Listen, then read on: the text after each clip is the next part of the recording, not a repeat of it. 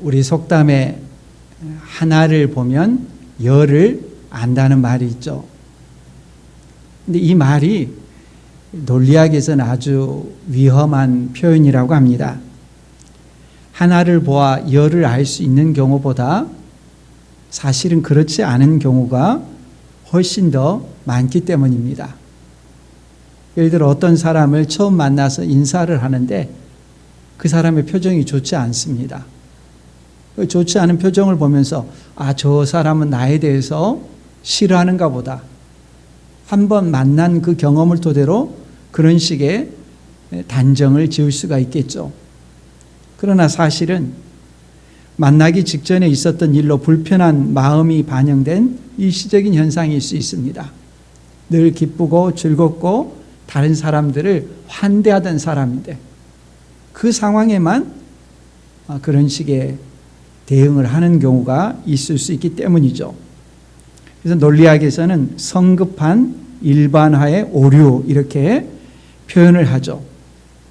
몇 가지 경험이나 사례만을 가지고서 전체를 판단할 때 큰 오류가 발생할 수 있다는 것입니다. 아마 우리가 살아가면서 이런 경험들은 여러 번 있을 것이라고 생각합니다. 어떤 사실에 대해서 자신이 충분히 알고 있다고 생각하고 말하지만은 사실은 아주 부분적인 지식에 불과한 그런 경우들입니다. 장님 코끼리 만지는 식일 때가 많습니다. 전체의 일부분에 불과한 정도의 내용을 알고 있으면서 다 아는 것처럼 생각해서 말하고 판단할 때 중대한 오판을 할 수도 있습니다. 작은 실수들이라면 그냥 넘어갈 수 있고 경험을 통해서 터득할 수가 있는데 아주 중요한 어떤 가치관이나 세계관이나 이런 영역에서 일어나는 일들이라면 그냥 지나쳐서는 안 되는 경우들이 있습니다. 오늘 말씀이 그렇습니다. 그리스도는 다윗의 자손이라고 하는 표현입니다.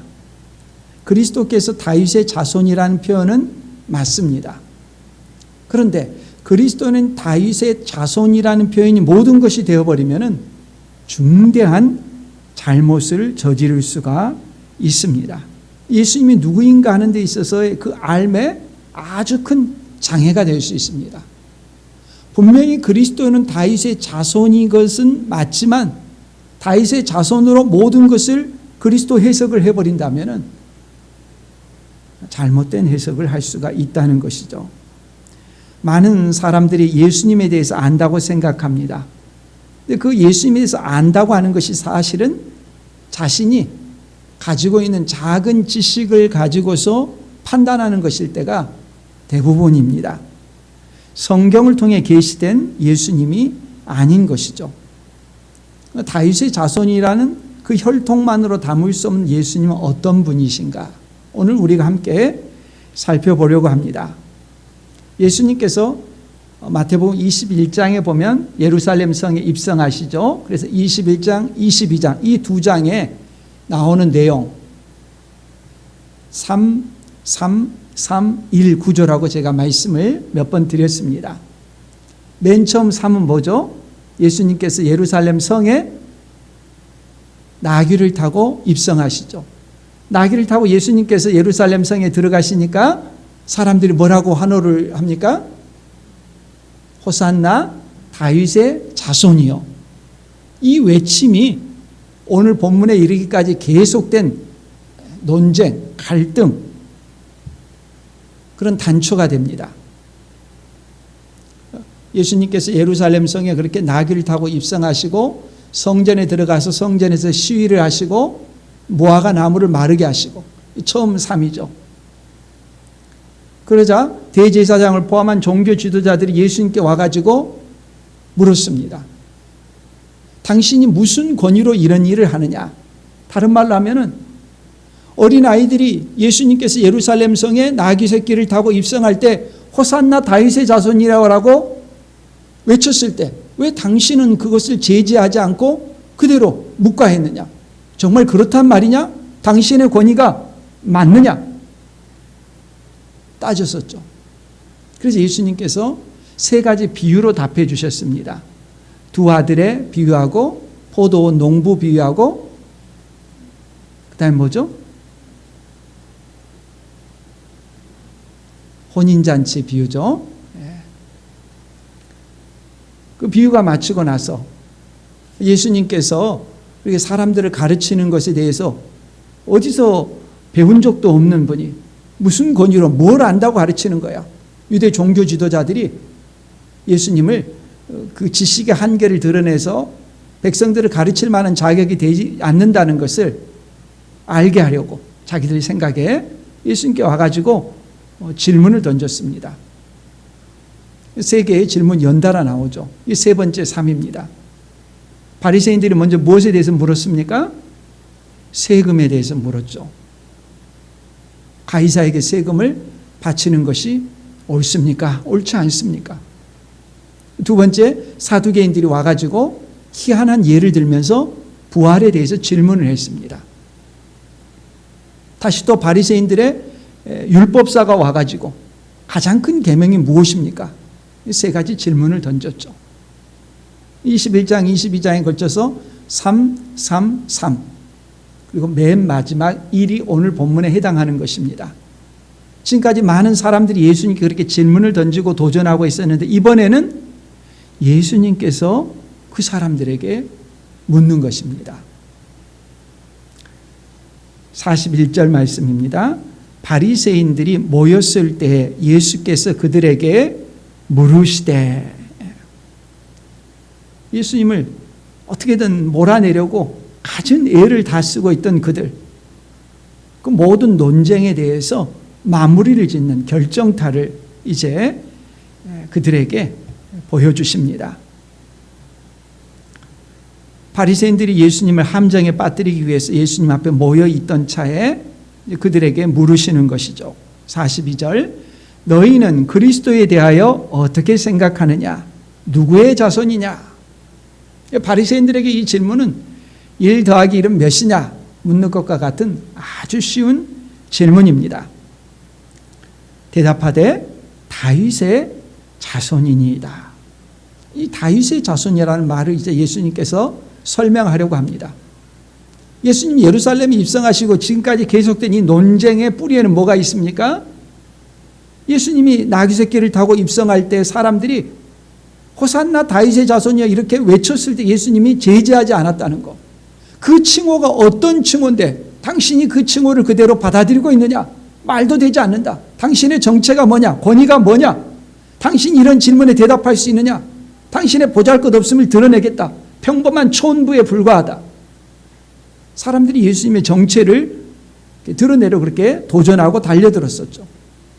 그 모든 문제의 발단이 됐던 다윗의 자손이라는 말이 도대체 어떤 의미를 담고 있느냐? 그 부분에 대해서 예수님께서 규명해 주시려는 것입니다. 오늘 우리에게 다윗의 자손이라는 칭호는 그렇게 큰 의미가 없고 별로 다가오지 않습니다. 그러나 예수님 당시의 사람들에게 다윗의 자손이라는 칭호는 대단히 폭발력 있는 칭호였습니다. 42절에 그 내용이 질문을 통해서 나오고 있죠. 너희는 그리스도에 대하여 어떻게 생각하느냐? 누구의 자손이냐? 바로 답이 나왔습니다. 그리스도는 누구의 자손입니까? 다윗의 자손입니다. 그리스도는 다른 말로 하면은 다윗의 자손입니다. 예수님을 가리켜 다윗의 자손이라고 말했다는 것은 뒤집어 말하면 예수님 누구라는 겁니까? 그리스도라는 것입니다. 그리스도에 대한 별칭이 다윗의 자손입니다. 예수님을 가리켜서 다윗의 자손이라고 환호성을 쳤다는 것은 지금 유대인들이 그렇게 갈망하고 오기를 기대하고 있던 그리스도가 예수님이라고 외치는 것과 같습니다. 그리스도는 하나님의 기름 부음 받은 자라는 뜻이죠.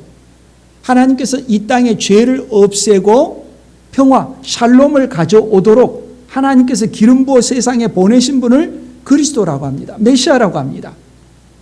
이 메시아를 일컬어서 사람들은 다윗의 자손이다라고 칭했던 것입니다. 근데 문제는 무엇인가 하면은 이 그리스도와 다윗의 자손이 결합되어 버리면은 굉장히 폭발력 있는 정치적인 의미를 함의하게 되어 있습니다. 다윗은 그 주변의 나라를 평정하고 이스라엘에 한 번도 없었던 그 놀라운 세계 가운데 권력을 행사하는 정치적인 실세, 주변 나라를 복속시키고 주변 나라의 조공을 받고 안정과 평화를 가졌던 그런 다윗 아닙니까? 그런 다윗의 영광을 재현하는 사람이 다윗의 자손입니다. 다윗의 자손이라고 말할 때는 그런 기대감들이 그들 가운데 당연히 있었던 것이죠. 특별히 예수님 당시는 로마의 식민 통치하에 있었기 때문에, 정치적인 압박 아래에 있었기 때문에 사람들의 기대가 너무 컸습니다. 다시 한번 다윗의 자손이 오면 우리가 속박받고 있는 이 상태로부터 해방될 텐데, 이 불의와 정의롭지 못한 세상에서 우리가 이제 정의를 갖게 되고 샬롬을 누리고 평화를 누릴 수 있을 텐데, 그런 갈망이 그들 가운데 너무 컸던 것이죠. 다윗의 자손이라는 말이 어디서 유래하느냐? 이 말씀은 사무엘하 7장 12절 이하에 나오는 말씀입니다. 다윗이 자기 궁궐을 짓고 있는데 곰곰이 생각해 보니까 성막이 너무 초라하다는 생각이 들었습니다. 이스라엘 백성이 출애굽하고 나서 하나님께서 가르쳐 주신 식양대로 성막을 지었어요. 규모도 별로 크지 않아요. 몇백 년이 지내다 보니까 그 성막이라는 것이 당연히 누추해 보이겠죠. 다윗이 안 되겠다 생각을 해서 나단 선지자를 불렀습니다. 내가 하나님의 성전을 짓고 싶습니다. 나단 선지자가 처음에는 좋은 생각이라고 찬성하다가 궁궐을 나가기도 전에 하나님께서 그에게 말씀해 주셔서 다시 돌아와 가지고 하나님의 말씀을 나단 선지자에게 선포합니다. 그 내용이 7장 12절 이하에 나오는 내용인데, 이걸 일컬어서 흔히 다윗 언약이다 라고 이렇게 표현합니다. 이런 내용입니다. 내 수한이 차서 내 조상들과 함께 누울 때에 내가 네 몸에서 날 네 씨를, 네 몸에서 날 네 씨, 뭡니까? 다윗의 자손이죠. 그 사람을 네 뒤에 세워 그의 나라를 견고하게 하리라. 그는 내 이름을 위하여 집을 건축할 것이요. 여기서 집은 성전이 되겠죠. 그 성전을 건축한 사람 누굽니까? 다윗의 아들 솔로몬이죠. 솔로몬에게 해당하는 말이 전부 다 아니라는 것을 그 다음 편에서 알 수 있습니다. 나는 그의 나라 왕위를 영원히 견고하게 하리라. 솔로몬은 영원히 견고하지 않았습니다. 솔로몬이 죽자마자 이스라엘은 남과 북으로 나뉘게 되었죠. 북이스라엘과 남유다로 나뉘었습니다. 하나님께서 다윗에게 말씀하신 다윗의 씨, 다윗의 자손은 솔로몬이 아니라는 것을 알게 된 거죠. 다윗의 자손 중에 와가지고 그의 나라가 영원하게 된 그런 나라, 하나님의 나라를 세울 것이다. 그런 기대가 사람들 가운데 있었던 것입니다.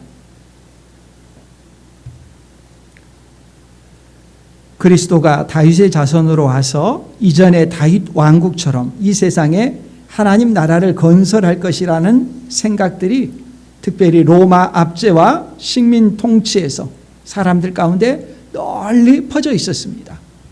사람이 힘들고 어려울 때마다, 아무리 애써도 현실이 변화되지 않을 때마다 그리스도가 오면 이 세상이 변할 텐데, 아무리 애써도 바뀌지 않는 그 세상의 구조 속에서 탄식하면서 그리스도가 오시기만 하면 이 부정의와 불의와 부조리들이 바뀔 텐데, 그리스도 오기만을 대망했었던 것이죠. 같은 단어를 사용하면서도 전혀 다른 의미를 담아낼 수가 있습니다. 다윗의 자손이라는 표현이 그런 식으로 변화되게 됐습니다. 사람들은 다윗의 자손이라는 어구에 정치적인 의미를 지나치게 많이 담았습니다. 예수님께서 예루살렘 성에 입성하실 때 호산나 다윗의 자손이여 라고 말할 때는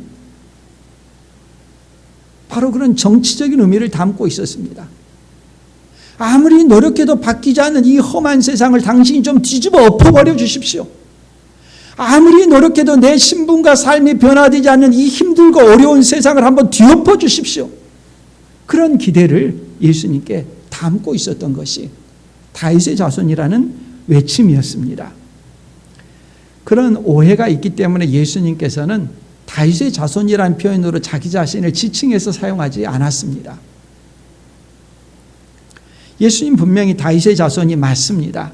마태복음 1장 1절에도 보면 아브라함과 다윗의 자손 예수 그리스도 이렇게 표현하고 있습니다. 예수님은 다윗의 계보를 통해서 오신 다윗의 자손이 맞습니다. 그러나 당대 사람들이 다윗의 자손이라고 말할 때는 그 다윗의 자손이라는 칭호에 너무 많은 정치적인 함의들을 담아서 오해의 소지가 있기 때문에 이 표현을 일부러 사용하지 않고 피하셨던 것이죠. 이처럼 부분적으로는 맞지만 전부가 아니고 또 부분적으로 사용하는 말이 전체적인 의미를 잘못 전달할 수 있을 때는 대단히 조심해야 되죠. 이단이 그렇지 않습니까? 다 비슷해요. 비슷한데 이단이라는 한자 뜻이 끝단자 다르리자입니다. 끝이 다릅니다. 정확하게 알지 못하면은 자기가 알고 있는 지식이 같은 부분만 가지고 별 문제 없네 이런 식으로 생각을 하죠. 다윗의 자손이라는 표현도 사람들의 주장에 따르는 대로 생각하게 되면 성경이 가르치는 가르침이 아닐 수 있습니다.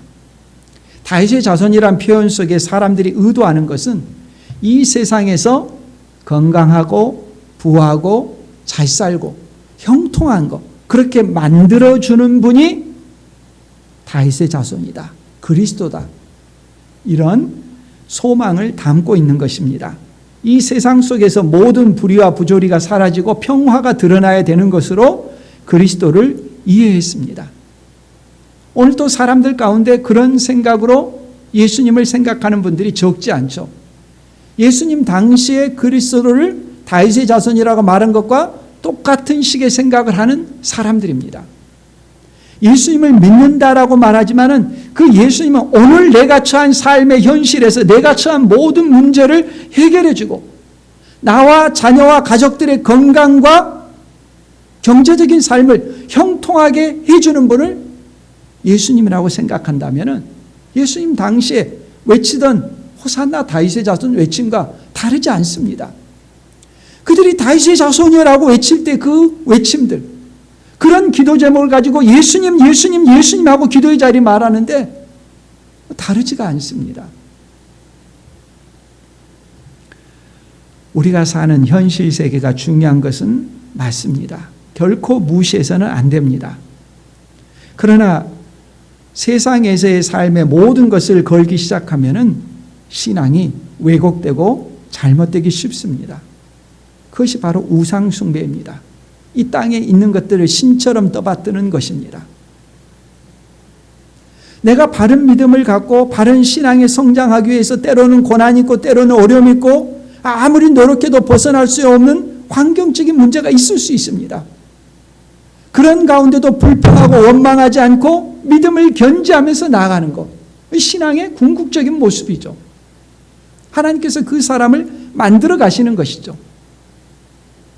근데 신앙이 없게 되면 그런 것들을 이해하지 못합니다. 왜 내 환경이 바뀌지 않느냐? 다윗의 자손이 맞지만 그 표현만으로는 다 담을 수 없는 내용이 있습니다. 그걸 예수님께서 가르쳐 주시려는 것이죠. 43절 말씀입니다. 이르시되 그러면 다윗이 성령에 감동되어 어찌 그리스도를 주라 칭하여 말하되. 다윗이 자기 생각을 말한 것이 아니라는 거죠. 다윗이 그리스도를 주님이라고 말한 것은 자기 생각에서 나온 그런 표현이 아니라 성령에 감동된 것입니다. 이 표현은 시편 110편에 나오는 내용입니다. 시 110편은 다윗의 시입니다. 다윗이 성령에 감동되어 기록한 내용으로 그리스도를 예언한 시입니다. 우리가 늘 성경을 대할 때마다 잊지 말아야 되는 것은 성경은 우리가 일상에서 대하는 보통의 책들과 전혀 다른 특성을 지니고 있습니다. 어떤 면에서 전혀 다릅니까? 성령에 감동되었다는 면에서 다릅니다. 분명히 다윗이 기록할 때는 다윗이 알고 있는 어휘를 사용해서 다윗의 생각을 동원해서 글을 쓰고 있지만 그가 쓰는 단어와 그 단어를 채택하는 것들이 조금 더 오류가 없도록 지키시고 그 사상이 생각이 담지될 수 있도록 인도하시는 분은 성령이시죠. 그러니까 주전 1400년부터 주 100년까지 1500년 동안 수많은 직업을 가진 수십 명의 사람들이 성경을 기록했지만 일관된 주제를 가지고서 흘러가고 있지 않습니까? 어떻게 수많은 사람이 1500년 이상의 기간 동안 글을 쓰면서 동일한 주제를 가지고 쓸 수가 있겠습니까? 성령의 감동이 아니면은 할 수 없는 일이죠. 음식을 먹지 않고 사는 사람을 상상할 수 없듯이 성경을 읽지 않고 사는 그리스도인도 상상하기 어려운 일입니다. 성령은 우리를 늘 말씀으로 가게 하거든요. 우리가 어떤 결정을 해야 되는 어려운 상황이 있을 때 다른 어떤 신비한 걸 찾을 필요가 없습니다. 하나님의 말씀으로 가서 그 말씀을 쭉 읽어가는 것입니다. 읽어가면서 성경을 기록한 성령께서 동일한 성령이 나에게 감동을 주시고 깨달음을 주시고 확신을 주십니다. 가장 안전한 길은 하나님의 말씀으로 돌아가는 것입니다. 다윗의 자손이라는 말 속에 다 담겨지 않은 진리가 무엇인가 해서 알기 위해서 예수님은 성경으로 가셨습니다. 44절 45절 말씀 우리가 함께 읽겠습니다. 44, 45절입니다. 주께서 내 주께 이르시되 내가 내 원수를 내 발 아래에 둘 때까지 내 우편에 앉아 있으라 하셨도다 하였느냐. 다윗이 그리스도를 주라 칭하였은즉 어찌 그의 자손이 되겠느냐 하시니. 먼저 본문에 나오는 관용어 두 개를 좀 알아둬야겠는데요. 원수를 발 아래에 둔다라고 하는 표현은요, 두 나라가 전쟁을 하게 되면 고대 근동의 습관이라고 합니다. 전쟁을 하게 되면은 이긴 나라의 지휘관이 진 나라의 지휘관이나 왕을 그 발 아래, 그 목을 짓밟고서 항복을 받아내는 것. 이것이 원수를 발 아래에 둔다라고 하는 표현이라고 합니다. 또 그 다음 우편에 앉는다라고 하는 표현은요, 왕의 권한을 대행하는 왕과 버금가는 권한을 지닌 사람을 일컫는 표현이라고 합니다. 전쟁에서 이기고 그 다음에 왕의 권한을 대행하는 자리에 앉는 사람이 누구냐 하는 것이 핵심이겠죠. 그걸 알기 위해서 두 번의 주라는 표현이 나옵니다. 주께서 내 주께 이르시되. 처음에 나오는 주는 하나님의 이름입니다. 하나님께서 다윗의 주, 내 주라고 일컬어지는 그분에게 말씀하셨다는 것입니다.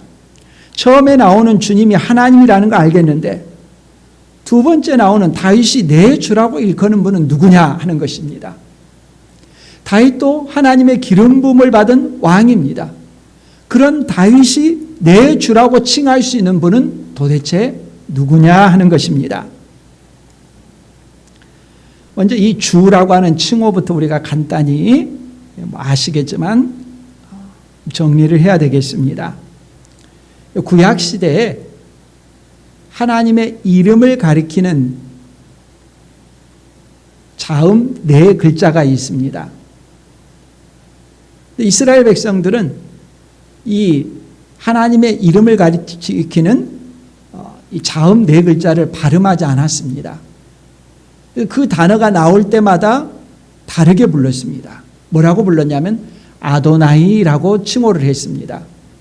아도나이라는 말은 나의 주님이라는 뜻입니다.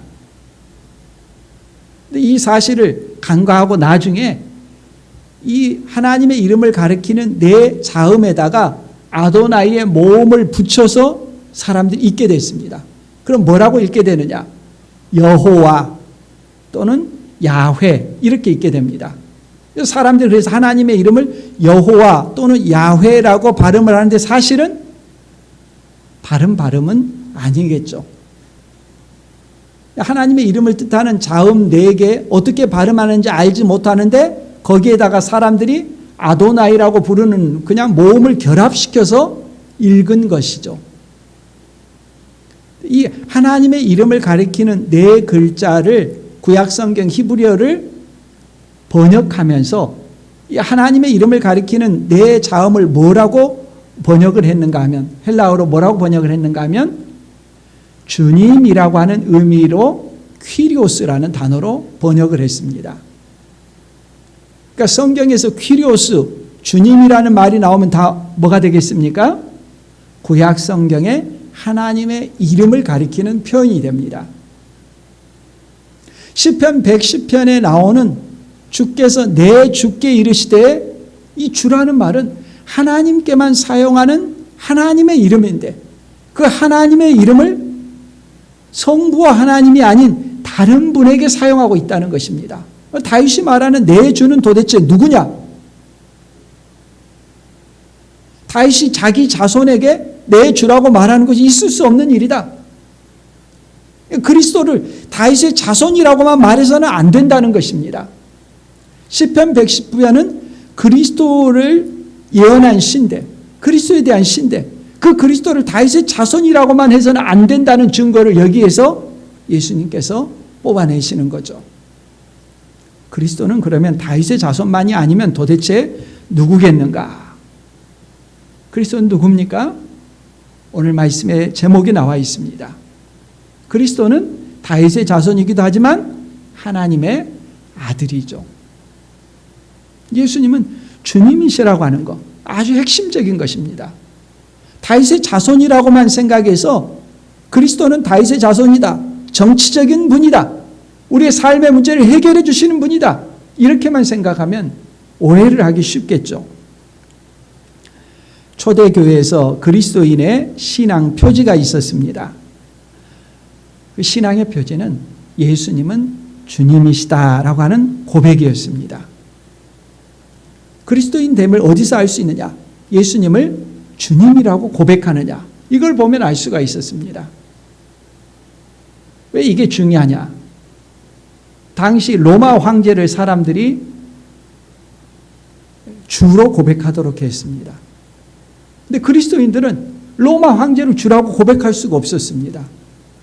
주는 한 분밖에 없지 않습니까? 예수님께만 이 칭호를 드렸습니다. 로마서 10장 9절 말씀에 내가 만일 내 입으로 예수를 누구로 시인하며 주로 시인하며 또 하나님께서 그를 죽은 자 가운데서 살리신 것을 내 마음에 믿으면 구원을 받으리라. 고린도전서 12장 3절에도 그러므로 내가 너희에게 알리노니 하나님의 영으로 말하는 자는 누구든지 예수를 저주할 자라 하지 아니하고 또 성령으로 아니하고는 누구든지 예수를 주시라 할 수 없느니라. 빌립보서 2장 11절 말씀에 모든 입으로 예수 그리스도를 주라 시인하여 하나님 아버지께 영광을 돌리게 하셨느니라.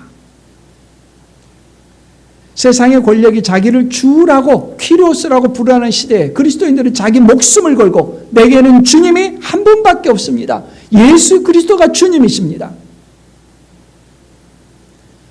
내 말대로 따르지 않으면 네 직장에서 잘린다? 잘려도 좋습니다. 너 자녀들이 감옥에 간다? 감옥에 가도 좋습니다. 네 생명을 취하겠다? 그래도 좋습니다. 어떤 위협이 오더라도 굴복하지 않고 그들이 붙잡았던 것, 예수 그리스도는 주님이시라는 고백이었습니다. 돈과 소유가 지배하는 시대에 예수님이 주님이라고 고백하는 것은 자신의 삶을 내거는 것입니다. 이 세상 속에서 두 발을 딛고 살아가지만 하나님의 통치를 받는 하나님의 백성임을 선포하는 삶과 가치관이 아니라면 예수님을 주님으로 고백할 수가 없겠죠. 다윗이 그리스도를 주님이라고 불렀다는 것은 그리스도를 다윗의 자손이라고만 이해해서는 안 된다는 말씀입니다. 다윗의 자손이라는 표현에 그리스도를 다 담을 수 없다는 것입니다. 얼핏 보면은 예수님께서 다윗의 자손이라는 것을 부인하는 것처럼 보이지만 일종의 극약 처방이죠. 잘 쓰면 약이 되지만 잘못 쓰면은 죽음에 이르는 극약이 되는 처방과 같은 것입니다. 예수의 말씀을 얼핏 보게 되면은 다윗의 자손이 아니라고, 다윗의 자손을 부인하는 것처럼 보이지만 그런 의미가 아니죠. 다윗의 자손에 다 담을 수 없다는 거죠. 그런 식의 표현들은 또 나옵니다. 마가복음 3장 31절 이하에 나오는 말씀입니다.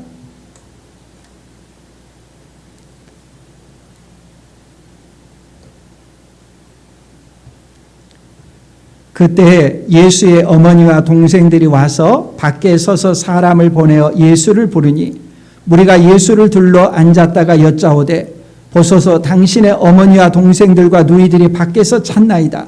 대답하시되 누가 내 어머니이며 동생들이냐 하시고 둘러 앉은 자들을 보시며 이르시되 내 어머니와 내 동생들을 보라.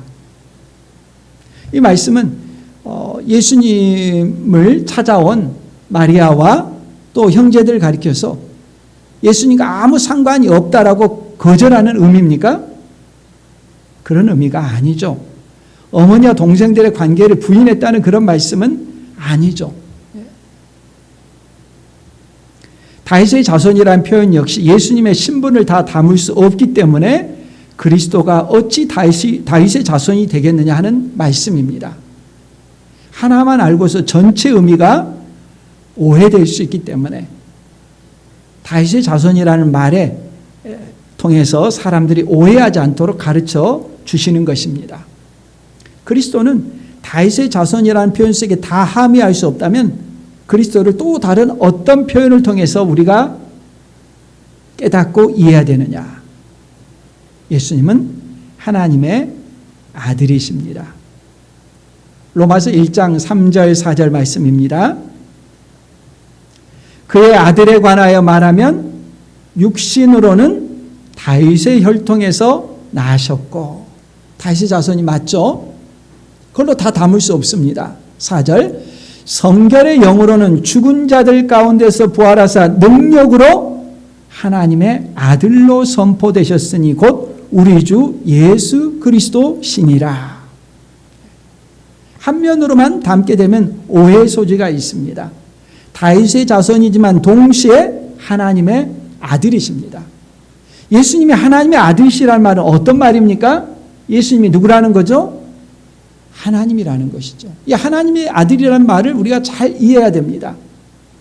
종은 종을 낳습니다. 사람은 사람을 낳습니다. 닭은 닭을 낳습니다. 개는 개를 낳습니다. 종은 종을 낳는 것입니다. 하나님의 아들이라는 말은 예수님이 하나님이라는 표현입니다. 실제로 어떤 생식의 관계로서 자녀를 낳는다는 그런 의미가 전혀 아닙니다. 사람이 자녀를 낳듯이 하나님 아버지께서 자녀를 낳았단 말이 결코 아닙니다. 이 표현은 예수님께서 하나님이시라는 표현을 담고 있는 것입니다. 성부 하나님과 구별된 하나님이시라는 것을 표현하는 말이 하나님의 아들인 것이지, 존재하지 않던 때가 있다가 하나님께서 어느 시점에 만들어냈다, 그런 의미가 결코 아닙니다. 그런 식으로 이해하면 이단이 됩니다.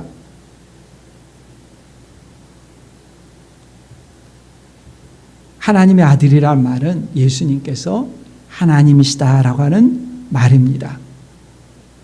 그리스도는 누구의 아들이냐? 다윗의 자손입니다 라고만 말하면 맞는 것 같지만 틀립니다. 그리스도는 다윗의 자손이지만 동시에 누구입니까?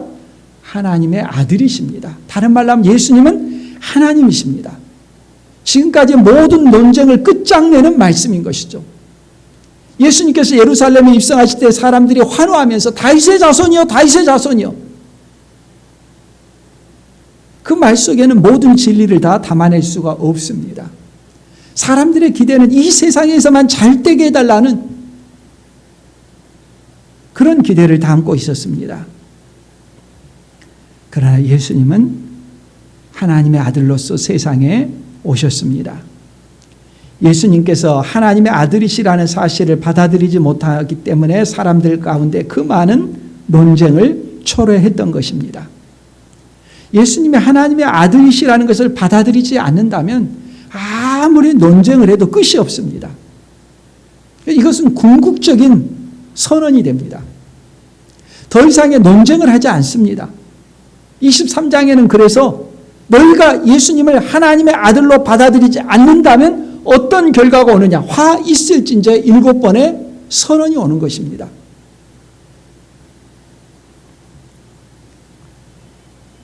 예수님께서 하나님이심을 받아들이지 않는다면 아무리 논증하더라도 변화가 일어나지 않습니다. 더 완고해질 뿐입니다. 사람들에게 예수님을 전했는데 그 예수님이 우리와 똑같은 사람 중에 한 사람이라고만 전하고 받아들인다면 그 사람에게 변화를 초래할 수 없습니다. 오늘 우리에게 예수님은 누구입니까? 이 세상에서 우리의 안녕과 평화와 건강을 가져다주는 분으로만 모시고 있습니까? 아니면 예수님은 하나님의 아들, 하나님 나라를 다스리는 분, 하나님 나라의 대권자로서 우리를 다스리고 통치하시는 주권자입니까? 예수 그리스도를 하나님의 아들로 믿는 것은 전혀 다른 질서 속으로 우리가 들어가는 것입니다. 이 변화를 일컬어서 성경은 뭐라고 하느냐? 거듭난다라고 합니다. 다시 태어나는 것입니다. 새롭게 태어나는 것입니다. 그 사람 안에 회심이 일어나는 것입니다. 이 세상의 가치 질서에 순응하고 따르고 그것이 가장 중요한 질서였던 사람이 예수 그리스도를 믿고 하나님의 통치를 받아들이게 되면 하나님께서 그 사람에게 왕 노릇하는 사람이 되면은 그 사람의 인생의 가치관, 질서 완전히 뒤집어 엎어지는 것입니다. 그것이 회심이죠. 이 세상에서 우리의 삶을 일컬어서 성경은 죄와 어둠 또는 눈먼 상태라고 말합니다. 세상 사람들은 그걸 깨닫지 못합니다. 자기가 많은 것을 배웠고 잘 판단하고 있고 잘 생각하고 있고 잘 살아가고 있다고 생각합니다. 어둠 속에 있기 때문에 그걸 모르고 있는 것이죠. 그러나 진리의 빛이 그 사람에게 비치게 되면 그 진리의 빛이 자기가 얼마나 어두운 가운데 있었다는 것을 나중에 깨닫고 깜짝 놀랍니다. 나는 남들과 비교해서 별로 문제가 없다고 생각하던 사람이 하나님 앞에 통회하면서 지나온 삶의 죄악들을 하나하나 들춰내면서 하나님 앞에 토설하게 됩니다. 내가 이런 죄인이었군요. 자기 죄를 고백합니다. 누가 시켜서 그러는 것이 아니라 자기 앞에 그게 보입니다. 전에는 아무런 문제의식을 느끼지 않았었는데 하나님께서 그것을 빛으로 비춰주시니까 통탄합니다. 내가 그런 어둠 속에서 살았구나. 아무런 문제의식을 느끼지 않고 내가 살았었구나. 죄들이 계속해서 자기 안에 솟아나죠. 전에 깨닫지 못하는 것들을 보게 되죠. 생각, 마음, 가치관, 세계관, 행위, 사상이 급진적으로 변화합니다. 놀라운 일이 그 사람 안에 일어나는 것이죠. 지난 수요일에 수요예배를 드리고 오후에는 친교실에서 아이들을 가르치는데 아이들을 가르치려고 준비하는 중에 갑작스럽게 연락이 왔습니다. 오랫동안 연락되지 않았던 한 성도에게서 연락이 왔습니다. 전에 청년부에서 지도했었는데 이제는 이제 40대 들어선 친구죠. 이런저런 걱정스러운 소식을 들었었고 그때마다 이렇게 연락을 취했었는데 아무런 답도 주지 않았었던 친구입니다. 거의 10년 만에 연락이 온 것 같습니다. 이런 내용입니다. 목사님 안녕하신지요? 너무 오랜 시간 연락도 없는 저를 여전히 기도해 주실 것 같아서 늘 죄송한 마음을 갖고 살았어요. 철없이 투정만 하고 불평하고 내 이야기를 들어줄 사람만 찾는 저를 기억합니다. 여전히 변화되지 않는 저의 어떠함을 매일 느끼며 회개하는 마음으로 살고 있어요. 뵙고 싶습니다.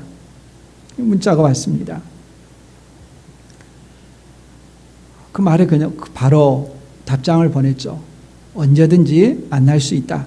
오늘도 되고 내일도 되고 바로 만나자고 답을 보냈더니 직장이 7시에 끝나는데 퇴근하면은 바로 찾아오겠다고 아마 길이 많이 막혀서 시간이 좀 걸릴 거라고 답이 왔습니다. 제 지론 가운데 하나는 신방은 타이밍이거든요. 그때를 놓치면 의미가 없는 경우들이 적지 않습니다. 찾아올 필요 없다. 내가 찾아가겠다. 어디로 갈까? 그래서 그 장소를 알고 이제 그 직장 근처로 시간에 맞춰서 갔습니다. 바로 카페에 들어가서 카페에서 나가라고 할 때까지 이야기를 들었습니다. 오랜만에 사람을 만나는 것이 기쁨이고 위로라는 것을 느꼈던 시간이었습니다. 자기 살아온 지난 10여 년의 시간들을 이야기하는데 몇 년 동안은 아무에게도 연락하지 않고 지방으로 가서 지내야 됐고 우울증으로 힘들어야 됐던 시간들, 악한 영이 자신을 괴롭혔던 그런 고통스러운 기억들, 사람들과의 관계에 있어서 어려웠던 것들에 대해서 담담하게 다 이야기를 합니다. 제가 그 친구의 가정 환경을 알기 때문에 혼자 지내는 것이 위험할 수 있어서 제가 계속 연락하려고 했던 것인데 아니나 다를까 그 시간들이 굉장히 고통스럽고 힘들었더라고요. 근데 그런 자신이 변화되었다고, 다른 말로 하면 예수님을 영접했다고 간증하기 시작합니다. 생활이 어떻게 변화되었는가 하는 것도 말합니다. 전에는 사람 앞에 서게 되면 가슴이 쿵쾅거리고 저를 만날 때도 이 쿵쾅거림 때문에 만날 수 있을까 걱정을 많이 했는데 처음에만 잠시 그랬고 괜찮다고 이야기하면서 입에 가까이 하던 기호식품들도 일체 끊고 친구들과의 만남도 중단하고 금년 1월부터는 매일 새벽 5시에 일어나서 성경을 읽고 퇴근해서도 성경을 계속 읽는데 처음에는 처음으로 신구약 성경을 모두 다 통독했다고 합니다. 전에는 책 보는 것을 싫어했는데 이제는 성경 읽는 것이 너무 좋아서 텔레비전도 전혀 안 보고 성경만 계속 읽어서 이제 3번을 다 읽고 또 계속해서 읽는 중이라고 말합니다. 말씀이 너무 좋고 읽을 때마다 그 내용이 삶에서 바로 연결이 되는 것이 아주 신기하다고 어떤 식으로 연결되는가 하는 것을 고백했습니다. 직장 생활도 하나님께서 어떻게 인도하시는지, 어떻게 그를 그 직장에서 책임자가 되게 하시고 인도했는지 그런 이야기들. 또 전에는 자신에게 너무도 부족했던 인내와 절제의 삶을 살게 된 그 변화를 또박또박 간증하는 것입니다. 자신이 변화되고 나서 이 변화된 삶에 대해서 말하고 싶은 그런 생각들이 주어졌고 떠오른 사람이 저여서 연락을 했다고 말한 것입니다.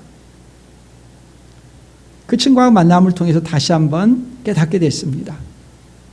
하나님을 만나는 것이 얼마나 복된 것이고 삶의 영역에 있어서 변화를 초래하는 것인가.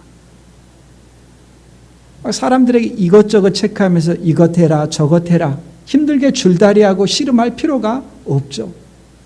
하나님께서 그 사람을 어루만져 주시면 예수 그리스도를 믿고 거듭나게 되면 하라고 해서 하는 것이 아니라 자신이 말씀을 사랑하고 말씀대로 살고 싶어하고 삶의 영역에서 말씀대로 살려고 하는 그런 흔적들과 증거들이 나타나는 것이죠. 전에는 자신을 괴롭히는 사람에게 같이 화를 내고 상대방을 탓했던 사람이, 그것 때문에 관계에 어려움을 겪던 사람이 도리어 자신을 돌아봅니다. 아, 내가 이런 부분에 있어서 부족하구나. 분명히 상대방이 잘못한 면이 있기 때문에 일어난 일이지만 거기에 비중을 두는 것이 아니라 반응하는 자기 자신을 돌아보면서 하나님 앞에 감사하지 못하고 하나님의 은혜로 자기 자신이 성숙하지 못한 면들을 돌아보면서 고쳐가는 것입니다.